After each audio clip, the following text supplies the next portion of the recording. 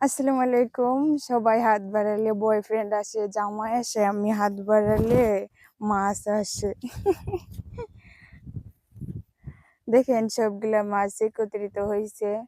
যদিও বা এখন মাছগুলার খাবার দেওয়া হবে না। যদি পুকুর পাড়ে দাঁড়ানো যায় মাছগুলা হয়তো ভাবে যে আমাদেরকে খাবার দেওয়া হবে, তাই সব পুকুরের মাছ একত্রিত হয়ে যায়। দেখেন মাছগুলা দেখতে কি সুন্দর দেখা যাচ্ছে। মাছ চাষ করা সবথেকে একটা ভালো কাজ। শুধু খাবার দিলে হয়তো অনেক প্রক্রিয়া আছে খাবার ছাড়াও। মাছগুলা মনে করতেছে যে আমরা এখন খাবার দিব। দেখেন সারা পুকুরের মাছ একত্রিত হয়ে গেছে। শুধু পুকুর পাড়ে দাঁড়ায় একটা হাততালি দিলেই হয়। সমালোচনার কখনোই প্রাধান্য দেওয়া উচিত নয়, কারণ সমাজের মানুষ এক একজন এক এক সময় এক এক কথা বলবেই।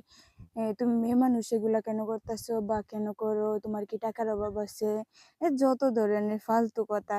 কিন্তু দিন শেষে দেখা গেল যে টাকাই সব থেকে বেশি ইম্পর্টেন্ট। টাকা থাকলে দেখা যায় এক সময় আপনার একটা অন্যায় করলেও এটা মানুষ অন্যায় মনে করে না। বলে না কথায়, যার টাকা আছে তার দুনিয়াতে সব আছে, যার টাকা নাই দুনিয়াতে কোনো কিছু নেই। এই জন্যই টাকা ইনকামের রাস্তা নিজে খুঁজে খুঁজে বের করা লাগে। শালীনতা বজায় রেখে জীবনে যা করা যায়, মেয়ে মেয়ে হিসাবে সবকিছুই মনে হয় যে ভালো।